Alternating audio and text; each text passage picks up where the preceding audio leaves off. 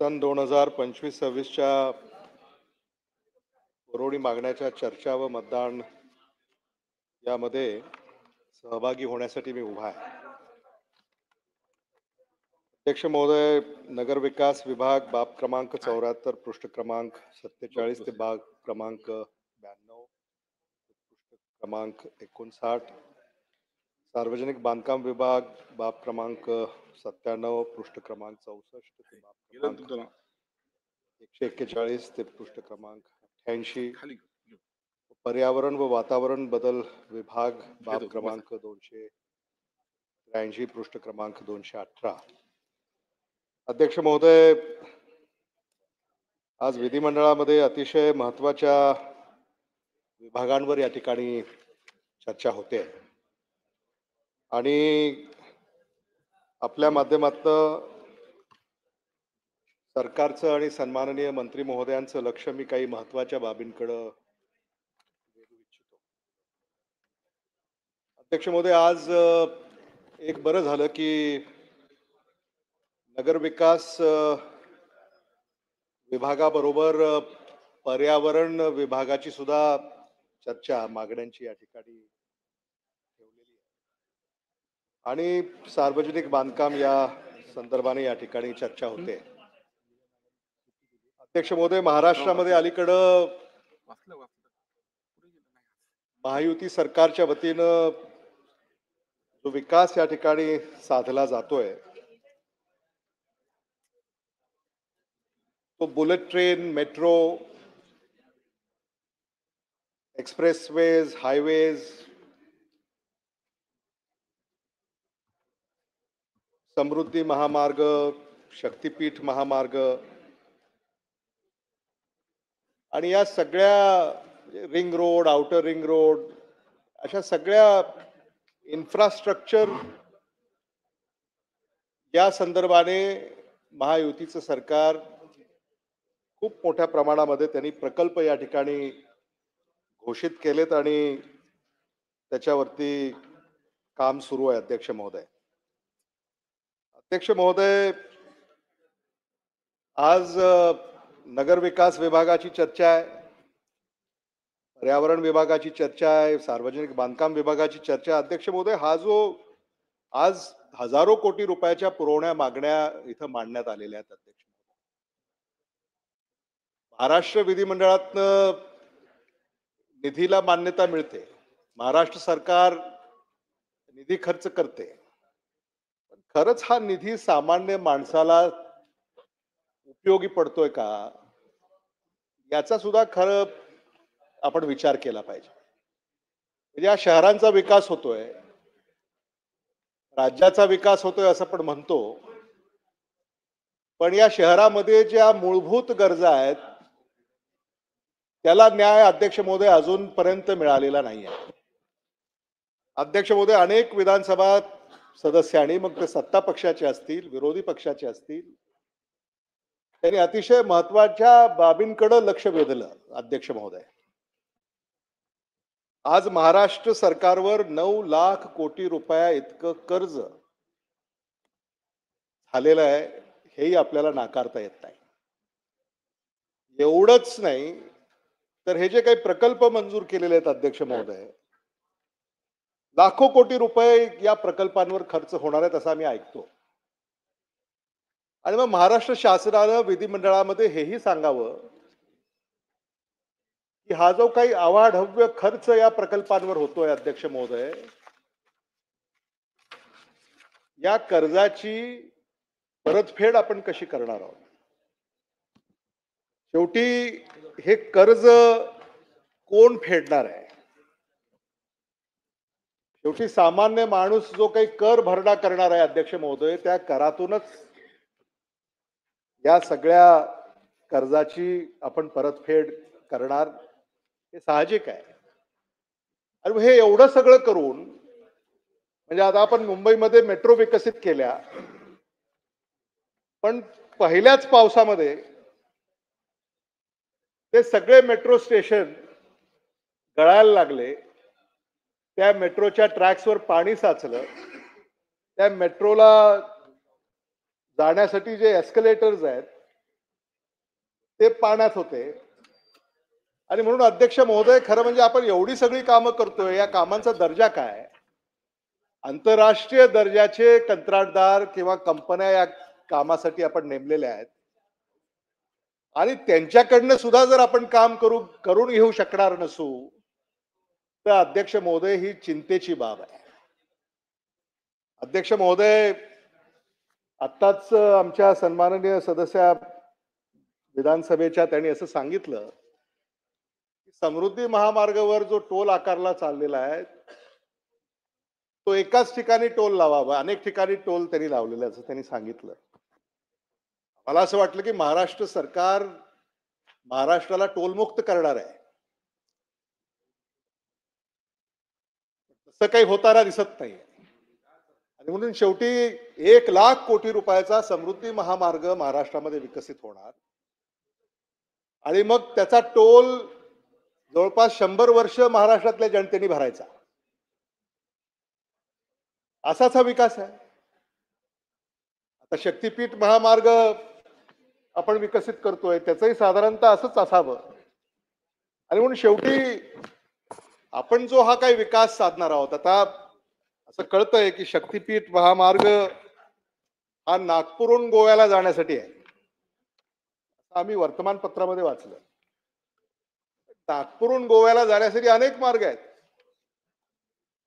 शेतकऱ्यांचा विरोध होतोय त्या मार्गाला आणि त्या शेतकऱ्याचा विरोध पत्करून आपल्याला जर हा विकास साधायचा असेल, तर हा खरंच विकास आपल्याला साधायचा आहे का? हाही महत्वाचा प्रश्न आणि आपल्या पुढे आहे. अध्यक्ष महोदय, मुंबईमध्ये कॉन्क्रीटचे रस्ते करण्याचा एक महत्वाकांक्षी कार्यक्रम या ठिकाणी आखण्यात आला. नागपूरमध्ये सुद्धा कॉन्क्रीटचे रस्ते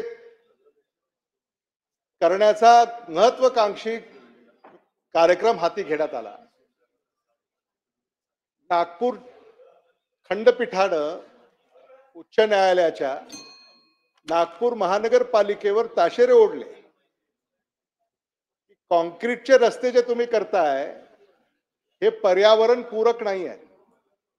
पर्यावरण मंत्री महोदया या ठिकाणी उपस्थित आहेत आणि त्यांनी त्याच्या उत्तरामध्ये हे सांगितलं पाहिजे की जिथं न्यायालय आता कॉन्क्रीटच्या रस्त्याच्या संदर्भामध्ये पर्यावरणाच्या बाबी या सरकारच्या लक्षात आणून देत आहेत, तर मग हे कॉन्क्रीटचे रस्ते करणं, व ते मुंबईत असतील, नागपूरमध्ये असतील, छत्रपती संभाजीनगरमध्ये असतील, पुण्यामध्ये असतील, ठाण्यामध्ये असतील, तर हे काही पर्यावरण पूरक आहेत का, याचा सुद्धा खुलासा अध्यक्ष महोदय मंत्र्यांनी या ठिकाणी करणं आवश्यक आहे. आणि मला असं वाटतं की खर्च आवाढव्य होतोय, ही कामं वेळेत पूर्ण होत नाहीयेत. पूर्ण झाली तर त्याचा दर्जा हा चांगला नाहीये.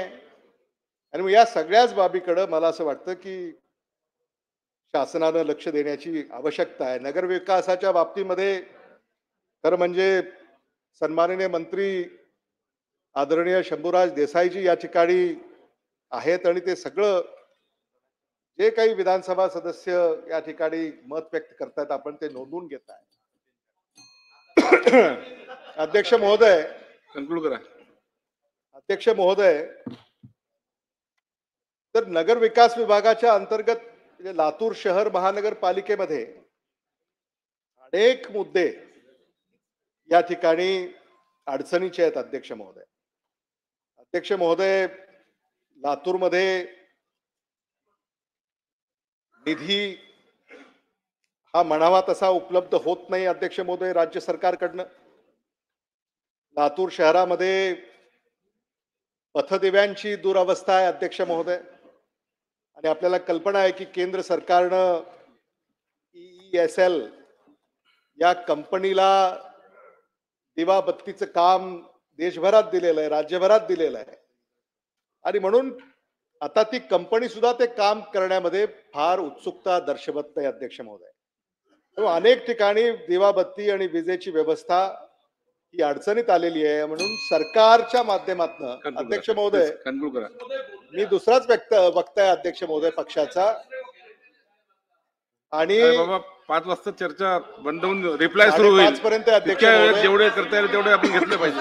हो हो अध्यक्ष महोदय, हा वेळ वाढवता येत नाही. एक दोन गिलोटिनला वेळ वाढवता येत नाही. अध्यक्ष महोदय, नाही वाढवता येत. थोडक्यामध्ये मी माझे मुद्दे पूर्ण करतो. प्लीज सहकार्य करा आणि म्हणून सर्वांनी. या दिवाबत्तीच्या व्यवस्थेसाठी जी कंपनी सरकारनं नेमलेली आहे EESL, चला या कंपनीच्या संदर्भामध्ये सरकार काय करणार आहे हे उत्तरामध्ये आम्हाला लक्षात आलं पाहिजे. अध्यक्ष महोदय, लातूर शहर महानगरपालिकेला जो पाणी पुरवठा होतो अध्यक्ष महोदय, तो पाणी पुरवठा हा अलीकडच्या काळामध्ये जो झाला, मला इथं अध्यक्ष महोदय आवर्जून उल्लेख करावा असं वाटतो की लातूरच्या पाणी प्रश्नाच्या संदर्भामध्ये दैनिक सकाळ यांनी एक वृत्त मालिका कुठाय पाणी, पत्रकार हरी तोगावकर सकाळ लातूर यांनी कुठाय पाणी अशी एक वृत्त मालिका या ठिकाणी प्रसिद्ध, 50 दिवस रोज एक नवी बातमी लातूरच्या पाणी पुरवठ्याच्या संदर्भामध्ये या ठिकाणी त्यांनी प्रसिद्ध केलेली. अध्यक्ष महोदय, मी हे आपल्याकडे विशेष करून आपल्या अवलोकनासाठी हे पाठवणार आहे. याच्यामध्ये म्हणजे जलशुद्धीकरण केंद्र मजुरांच्या हवाली आहे अध्यक्ष महोदय. मजूर आहेत तिथं जलशुद्धीकरण केंद्रावर कार्यरत, म्हणजे ते काम पाहण्यासाठी. म्हणजे महानगरपालिकेचं पूर्णपणे अध्यक्ष महोदय दुर्लक्ष झालेलं आहे. जलकेंद्राचं शुद्धीकरण होणार. प्लीज अध्यक्ष महोदय, कन्क्लूड करा. मी अध्यक्ष महोदय कन्क्लूड करा. अध्यक्ष महोदय अनेक मुद्दे आहेत. मी फक्त लातूरच्या पाण्याच्या प्रश्नावर या ठिकाणी माझं मत मांडणार आहे आणि मी समारोप करणार आहे माझ्या वक्तव्याचा. अध्यक्ष महोदय, जलकेंद्राचं शुद्धीकरण कधी होणार? गंजलेले पाईप, सेटलिंग टँकचे पंखे बंद, फिल्टर बेडलाही क्षमता होईना, डक्टकडे दुर्लक्ष या ठिकाणी अध्यक्ष महोदय होत आहे. त्यानंतर पाणी मुरतंय कुठं, या सगळ्याच संदर्भामध्ये या ठिकाणी वॉटर ऑडिट झालेलं नाही. टाकी बांधली ती कोरडीच राहिली. आणि म्हणून अध्यक्ष महोदय, मी खरं म्हणजे पर्यावरण विभागाच्या मंत्री या ठिकाणी आहेत. आपण मिठी नदीच्या संदर्भामध्ये अजूनही तिचं शुद्धीकरण झालं नाही. सन्माननीय सदस्य मांजरा नदी असेल, गोदावरी नदी असेल, किशोर पाटील नाही का, कृष्णा नदी असेल, नरेंद्र भोंडेकर, मुळा मुठा नदी असेल, या अध्यक्ष महोदय आणि म्हणून या सगळ्या मागण्यांचा विरोध करून मी माझ्या या वक्तव्याला आता पूर्ण विराम देतोय. आणि मला असं वाटतं की विधिमंडळाच्या या सगळ्या चर्चेमध्ये जर विधानसभा सदस्यांना आपलं मत जर अध्यक्ष महोदय,